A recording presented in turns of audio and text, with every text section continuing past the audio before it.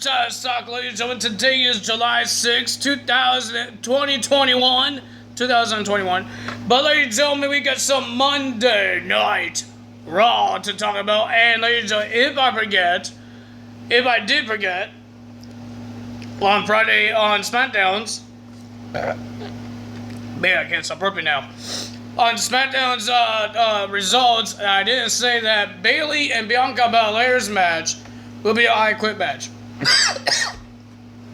I don't know if I told you guys that, but it will be an I Quit match at Money in the Bank for the SmackDown Women's Championship.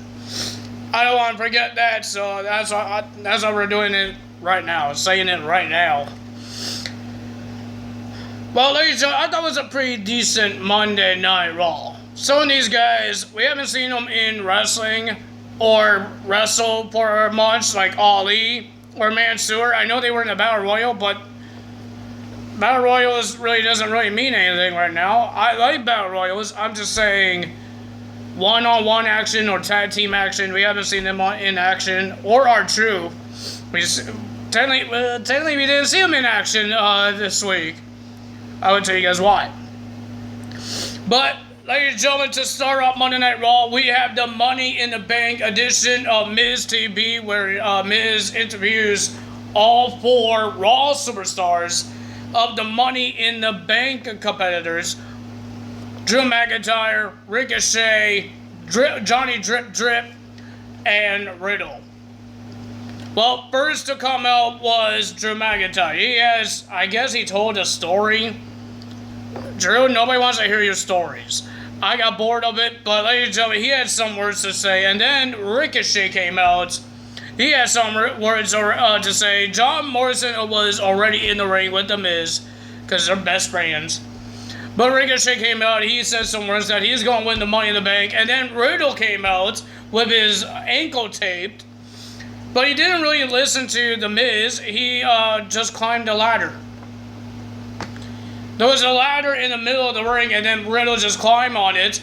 And then The Miz was asking a question, how you betrayed Randy Orton, or you made him upset because he didn't win the last chance. And then you look at the ladder, he says, "What are you doing?" He says, "This is not what we're supposed to do on Money in the Bank edition." And then he says, "Oh, I'm really high." He means high up. He's really high up. And then he has some things to say as well. And then AJ Styles came out. He's not in the Money in the Bank ladder match. I remember there's 4 Raws and 4 SmackDowns, right? Why is he out here?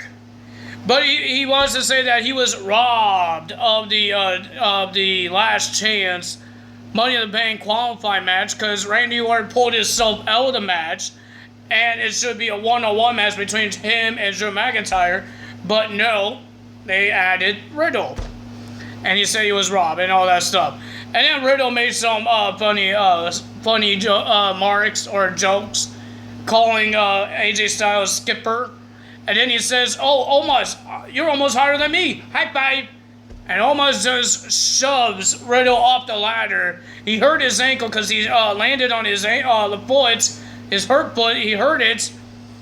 And then I believe AJ Styles he re-injured Riddle's foot by kicking it, and then Ricochet shoves AJ Styles, saying, "What the heck are you doing, man?" And both Drew and Ricochet checked out Riddle until John Morrison attacked Ricochet, and then a brawl happened between the good guys and the heels, and Miz couldn't do anything because he is in a wheelchair. But Ricochet, he threw John Morrison out of the ring, and he grabbed one of those water soakers Miz has in his wheelchair, and he broke it and all that. Then we went to the commercial, and then we had a rematch between Ricochet and John Morrison. Another great match between these guys.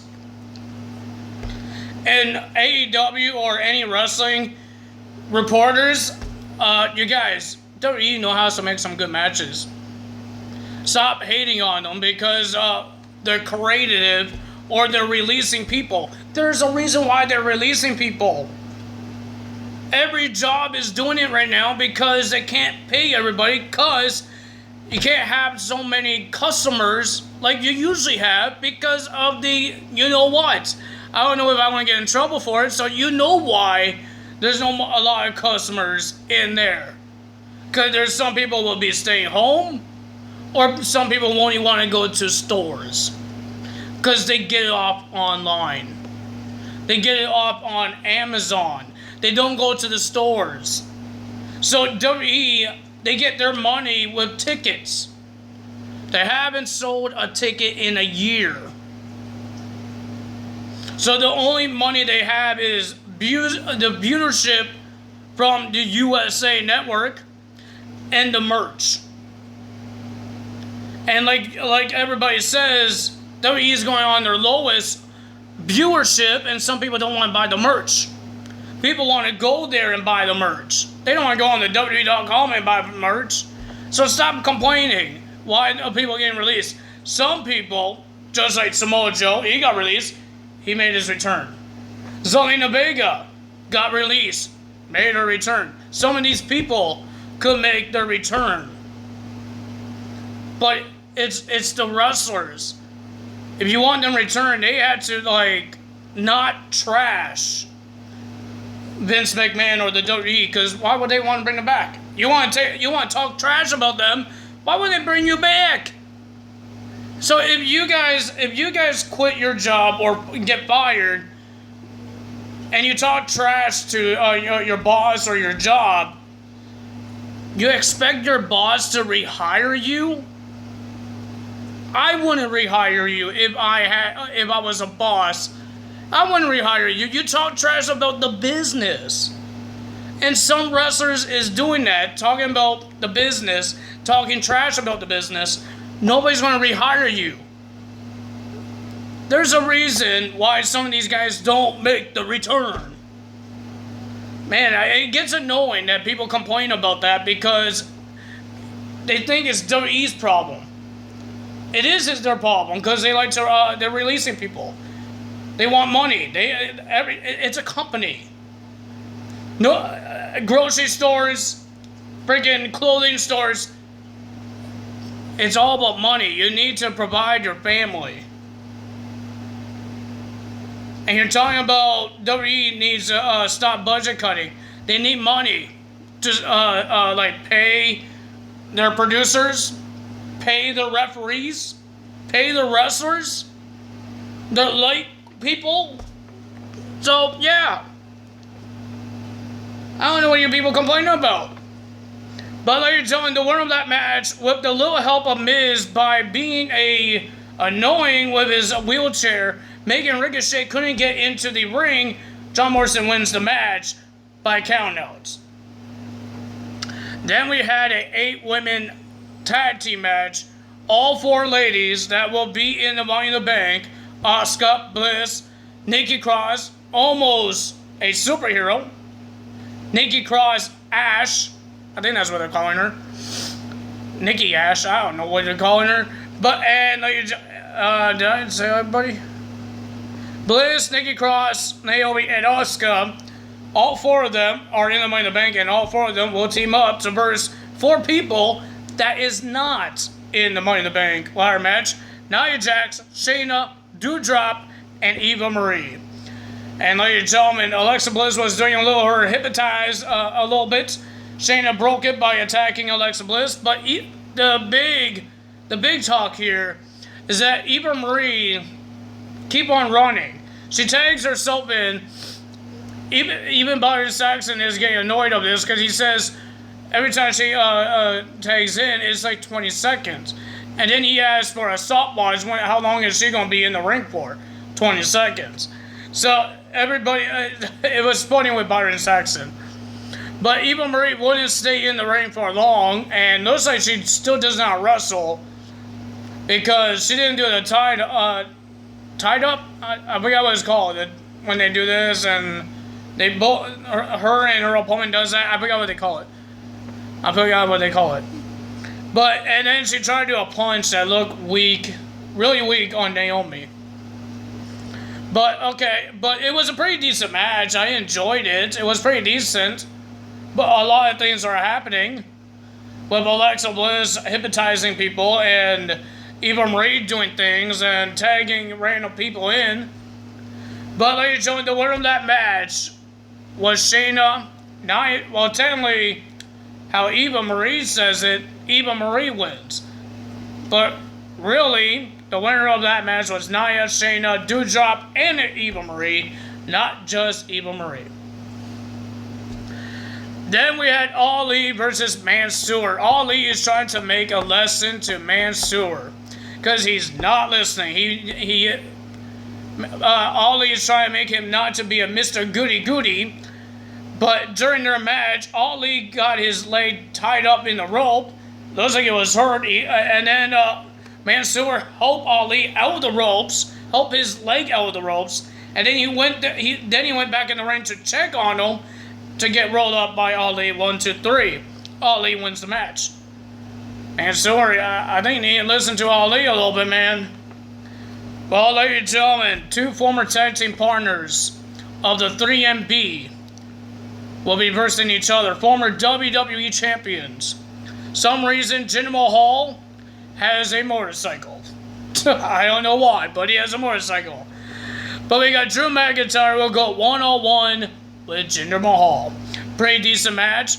Not bad, but the winner of that match was Drew McIntyre by disqualification by Veer and Shanky, making a disqualification, attacking Drew McIntyre with Jinder Mahal. They laid out Drew McIntyre. They went back on the stage, and Jinder Mahal says, "You stole my opportunity in the Money in the Bank, so I'm going to steal your sword." And he stole Drew McIntyre's family sword. Well, we got the Lucha House Party versus T-Bar and Maze. Nothing really big happened in this match, but the winner of that match was Lucha House Party. Then we got Riddle versus AJ Styles. Riddle can't use his leg.